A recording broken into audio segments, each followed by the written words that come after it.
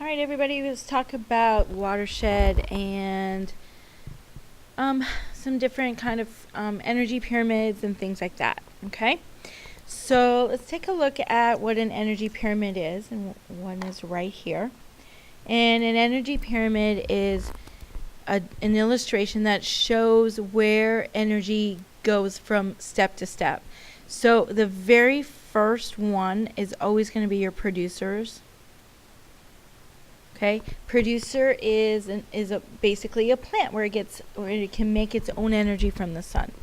And one of the main producers is called phytoplankton, and phytoplankton are little plants that live in the ocean and get their energy from the sun. Okay. Now, as you move up from different level to level, phytoplankton gets eaten by small crustaceans. And small crustaceans are like shrimps and little crabs and things like that. So you're little tiny little guys. Now here's the thing. These guys are chock full of energy that they made on their own. As they're getting eaten by these guys, their energy that they got from producers are going to start to go down a little bit. And why is that? Well, these guys got to breathe, which takes energy. They have to digest, that takes energy. They have to move, that takes energy. So this is the main energy source of all living things. And as it goes up the pyramid, you're going to find that each level is going to get lower or smaller and smaller amounts of energy from the original producers. So eating these little guys are going to be these guys, these little fish, herring. Again, the amount of energy is going to go down. Herring can get eaten by mackerel, and again, the amount of energy is going to go down, as indicated as that pyramid starts to get smaller and smaller. That mackerel can get eaten by a shark, and again, that shark is way up at the top. Maximum amount of energy gets lost each and every level that's there. Okay? Here's the other thing to kind of note. There is billions and billions and billions and billions and billions and billions of phytoplankton.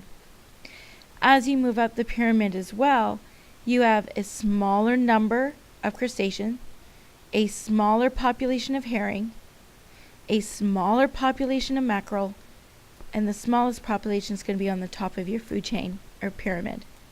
Okay? And that's because sharks are going to require to eat these, which are required to eat more of these, which are required to eat a lot more of these, and which are required to eat a ton of these. So as you move up, energy is going to go down, and the number of species in a given area is also going to go down. Okay? So the question here is, which species is most likely to have the largest population? Well, the biggest species is going to have to be phytoplankton, because all of these guys are going to depend on eating them. Okay? So it's going to be the largest population. So I'm going to squish over, and then we'll talk about biomes at the end. So here's another type of food pyramid. And again, bottom part must be your producer. So if you take a look at this, krill is on the bottom. That is wrong already. Krill is not a producer. Krill eats the algae. Okay, algae's your producer. Then you have krill, which are little tiny fish. Cod's going to eat the krill. Leopard seal is going to eat the cod. Killer whale is going to eat the seal. That makes some sense. Okay, if I take a look at this, cod is way out of place. There is no way a cod is going to eat a killer whale. So when you're looking at these, you're just going to have to really kind of use some common sense and figure out like what's going to happen. But know that your producer must be on the bottom. You have to start with the food that makes itself. Okay?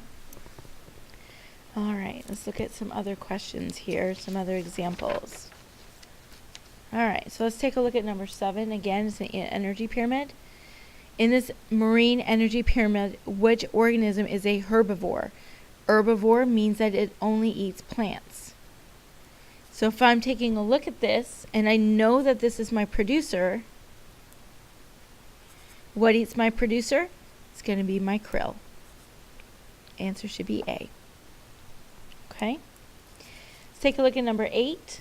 Number 8 in an ocean ecosystem, which organism will have the smallest population? Well, same thing. If I draw this out, my producer is going to have my largest. So I don't even have a producer on here. But if I go up my chain, what would eat my producer is going to be my shrimp. What's going to eat my shrimp is going to be my lobster. What's going to eat the lobster? Probably the penguin. And what's going to eat my penguin and everything else going down is going to be my shark. So which one should have the smallest population? It's going to be your shark, which is at the very top. Okay? Alright.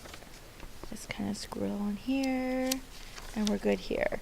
Alright, you guys. The other part of this standard is going and taking a look at biomes. And I could go over all the biomes if you wanted me to. Here's the thing though. It really depends on what website or what book that you look at as to how many biomes there are. So what I want you to do is take a few minutes and I want you to go to this website right here. I'll write it up bigger so you can see it better. It is www.mbgnet.net.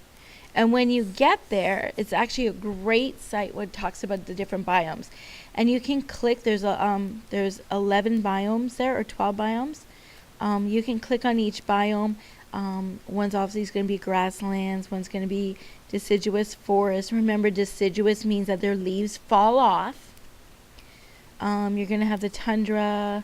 You're going to have marine, tropical ocean. So it's going to break it down into many different biomes. What I would suggest is just go to that website and kind of take a look around at some of the biomes that are out there to kind of refresh yourself on what biomes have what kind of animals and plants. Okay? When you're done, again, go to the Kahoot, do some practice questions. You're going to be awesome.